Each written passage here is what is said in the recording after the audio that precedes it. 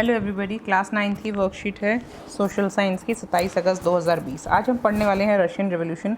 पिछली वर्कशीट में हम लोग शुरू कर चुके हैं rise of socialism in Europe. Europe में सोशलिज्म कैसे आया और कैसे रशियन रेवोल्यूशन कैसे शुरू हुआ और क्या इसके वो थे। फ्रेंच रेवोल्यूशन की हम ऑलरेडी 3 वीडियोस बना चुके हैं। अगर आपको वीडियोस चाहिए तो मैं आपको डिस्क्रिप्शन बॉक्स में भी लिंक दे दूंगी। फ्रेंच रेवोल्यूशन भी पढ़िएगा। अब हम पढ़ने वाले हैं रशियन रेवोल्यूशन। रशियन रेवोल्यूशन यानी रूसी क्रांति। रूसी क्रांति से क्या था, रूसी क्रांति क्यों हुई, क्या कारण थे, अब देखिए। रशियन एम्पायर में था उस वक्त फिनलैंड, लैटविया, एस्टोनिया और Poland, Ukraine, Belarus, Georgia, Armenia और अजरबैजान। ये सारे कंट्रीज़ जो थे रशियन एम्पायर का हिस्सा थे। रशिया में था एक emperor, Russian emperor tsar Nicholas two was an autocratic ruler, यानी कि राजतंत्र था। Middle class liberals lacked political rights. जो मिडिल क्लास थी उसके पास कोई भी राजनीतिक अधिकार नहीं थे। Political parties were illegal in Russia. Russia में किसी भी तरह की राजनीतिक पार्टी नहीं बना सकते थे। About 85% of the population earn their living from agriculture. लगभग 85% जो जनसंख्या थी रूस की वो एग्रीकल्चर करती थी, कृषि पर निर्भर थी। Only the rich families have their own land. सिर्फ अमीर लोगों के पास अपनी ज़मीनें थी। द नोबिलिटी यानी कि जो उच्च जाति के लोग होते हैं, the crown and the Orthodox church. Orthodox क्यों कहा गया है, क्योंकि पुरानी सोच का है। तो जो नोबिलिटी थी यानी कि पूंजीपति, बहुत बड़े बड़े लोग, पैसे वाले, क्राउन यानी कि राजा और उसके रिश्तेदार, और ऑर्थोडॉक्स चर्च जो थे, चर्च के जो लोग थे, ओन्ड लार्ज प्रॉपर्टीज़, उनके पास बहुत ज़्यादा प्रॉपर्टी थी। Generally the relation between peasants and the landlords were not good. और पीजेंट्स और जो ठेकेदार थे, किसान और ठेकेदारों के बीच जो थी वो ज़्यादा आपस में ज़्यादा उनकी बनती नहीं थी। मैनी ए टाइम्स, कई बार, the peasants used to rebel for not paying rent और ओइंग लैंड। कई बार जो पीजेंट्स थे, जो किसान थे, वो विद्रोह कर चुके थे कि वो लोग रेंट नहीं देंगे या फिर उनको ज़मीन दे दी जाए। Due to the tough geographical conditions, वहाँ पर जियोग्राफिकल कंडीशंस जो उस इलाके में है बहुत टफ थी। वहाँ पर भौगोलिक जो परिस्थितियाँ थी काफ़ी मुश्किल थी। Generally only one crop was cultivated once a year. पूरे साल में सिर्फ एक फसल होती थी। प्रोमिनेंट इंडस्ट्रियल एरियाज़ वर, जो इंडस्ट्रियल एरियाज़ थे, जो औद्योगिक केंद्र थे, वो थे सेंट पीटर्सबर्ग और मॉस्को। मॉस्को अभी भी रशिया की राजधानी है। Here iron and steel and coal production increase rapidly. यहाँ पर क्या हो रहा था, स्टील, लोह और कोयले का उत्पादन बहुत तेज़ी से बढ़ रहा था। The condition of labour class was very poor. Labour class की कंडीशन काफ़ी बुरी थी। They had to work for long durations, काफ़ी घंटों तक उन्हें काम करना पड़ता था। Majority of the labours were connected to their villages. बहुत सारे जो लेबरर्स थे वो कहाँ से आते थे, गाँव से ही आते थे। And often used to go back during cultivation period, और जब खेती का वक्त होता था तो वापस चले जाते थे। कन्वेंशनली जैसा होता आ रहा था, the Russian peasants pulled their land together periodically to their commune mir and used to do farming together. जो रशिया के किसान थे वो लोग मिलकर अपने मीर को, जो उनका हेड होता था, उसके पास ज़मीन इकट्ठी करते थे, इकट्ठे ज़मीन को बोते थे। This feeling of collectivism became the motivational base for socialist revolution. ये जो इकट्ठे रहने की जो भावना थी, यही बनी आधार किसका, समाजवादी क्रांति का आधार बनी। लिबरल्स जो लिबरल वो लोग होते हैं, हमने पढ़ा भी था पिछली वर्कशीट में। कंजर्वेटिस्ट कौन होते हैं, लिबरल्स कौन होते हैं, रेडिकल्स कौन होते हैं। तो लिबरल जो अच्छी सोच वाले लोग थे, एक मिडिल क्लास टाइप लोग थे, जो सब तरह के अधिकार चाहते थे। सोशल डेमोक्रेट्स यानी कि जो समाजवादी लोग थे, और सोशल रेवोल्यूशनरी जो लोग थे, वांटेड टू एबोलिश ऑटोक्रेसी, वो इस राजतंत्र को उखाड़ फेंकना चाहते थे। Due to the poor economic conditions that they wanted a socialist and parliamentary rule. और इसी पुअर कंडीशन के कारण वो क्या चाहते थे, या तो समाजवादी और पार्लियामेंट का रूल हो, यानी लोगों द्वारा चुनी गई सरकार हो, और समाजवादी रूप से सरकार चुनी जाए, समाजवाद हो। सोशलिज्म इन रशिया हम लोग पढ़ चुके हैं पिछली वर्कशीट में। सोशलिज्म का मतलब क्या होता है, अगर आपने नहीं पढ़ी है तो एक बार स्क्रॉल बैक करके देखिएगा, आपकी क्लास 9th SST में आपको सोशलिज्म की वर्कशीट मिल जाएगी। सोशलिज्म जो रशिया में हुआ, यहाँ पर पार्टी बनी the Russian social Democrats workers party 1898 में बनी। पीजेंट्स जो थे, कृषकों ने भी एक पार्टी बनाई, सोशलिस्ट रेवोल्यूशनरी पार्टी, जो बनी 1900 में। 1903 में Russian democratic party was decided in the Bolshevik and Menshevik minority, यानी कि यहाँ पर वो आ गई थी, डिवाइडेड इनटू होगा बेटा, ये डिसाइडेड नहीं, डिवाइडेड इनटू, यहाँ पर डिवाइड होगा, ये डिवाइडेड इनटू। ये जो पार्टी थी 2 टुकड़ों में बट गई, एक थे बोल्शेविक्स और एक थे मेंशेविक्स, ये माइनॉरिटी थे। ठीक है बच्चे, 2 हिस्सों में ये पार्टी बट गई। ब्लडी संडे एंड 1905 का रशिया रेवोल्यूशन क्या था।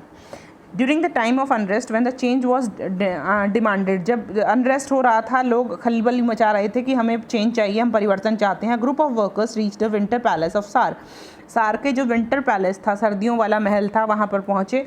The group was attacked by the police, लोगों पर पुलिस ने हमला किया। ओवर 100 वर्कर्स वर किल्ड, लगभग 100 लोग मर गए।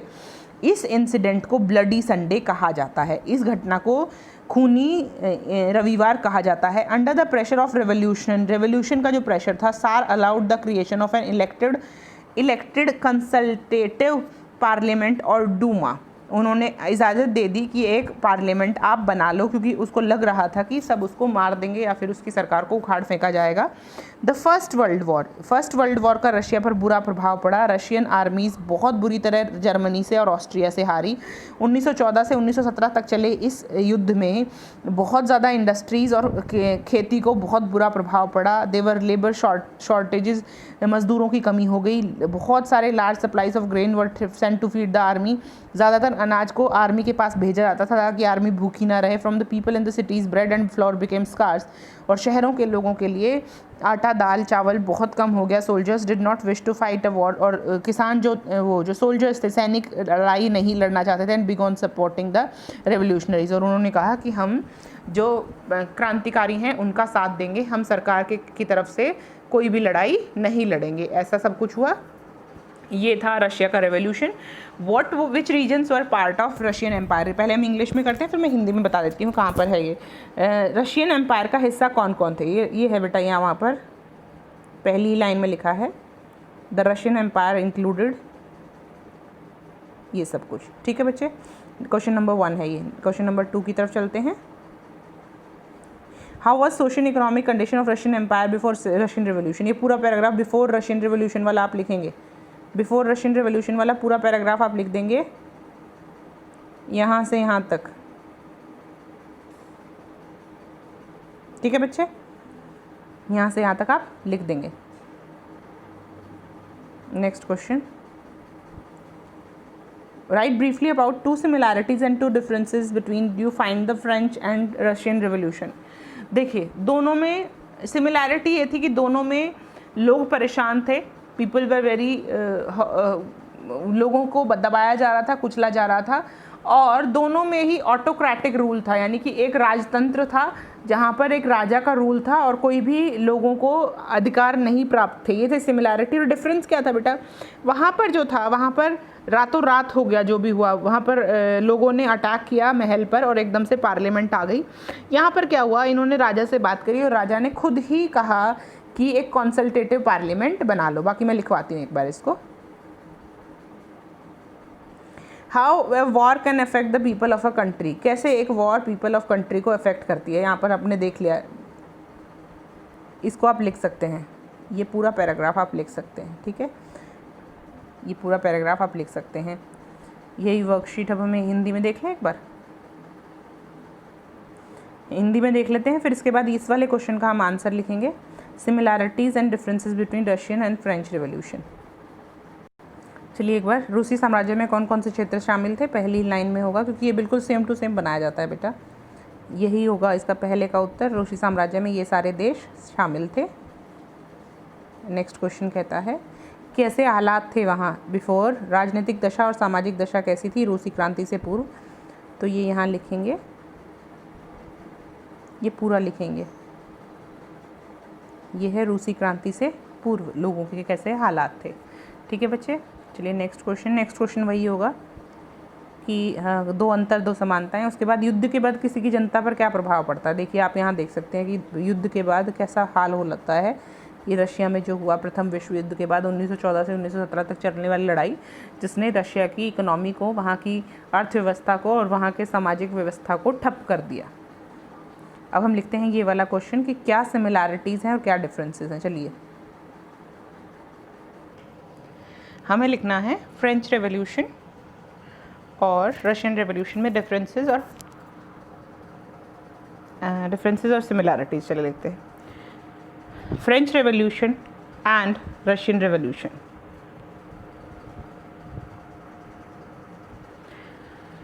Both of these revolutions started with the theme of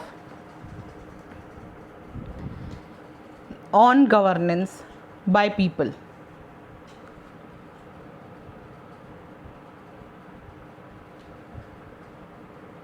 People wanted rights,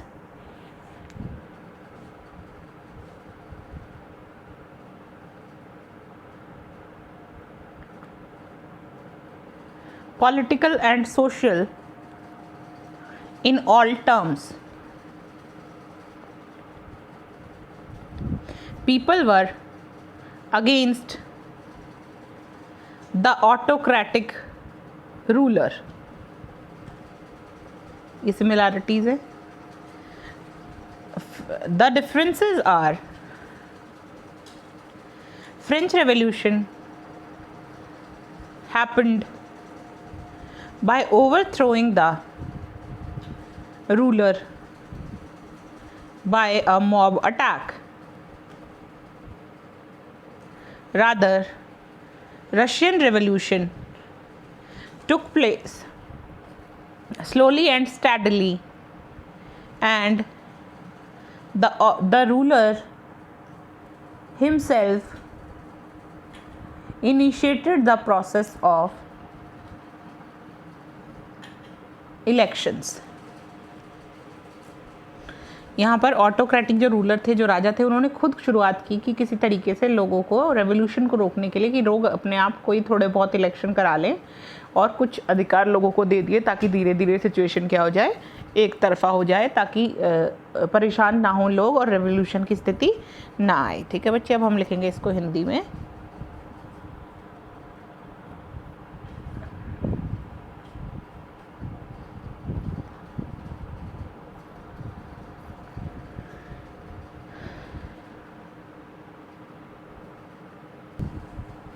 रूसी क्रांति और फ्रांसीसी क्रांति दोनों ही एक ही मकसद से शुरू हुई थी। दोनों ही देशों में राजतंत्र था और राजा के खिलाफ लोगों के मन में असंतुष्टि व रोष था। लोग अपने सामाजिक और राजनीतिक अधिकार चाहते थे और व्यवस्था से परेशान थे। ये सिमिलैरिटी होगी बेटा, ये इनमें दोनों सेम थे। इसके बाद रूसी क्रांति में रातों रात राजा को उखाड़ फेंका नहीं गया और राजतंत्र से लोगों को छुटकारा नहीं मिला, जो फ्रांसीसी क्रांति में हुआ। दोनों क्रांति अलग अलग कार्यकाल और समयकाल में हुई और दोनों ही क्रांतियों में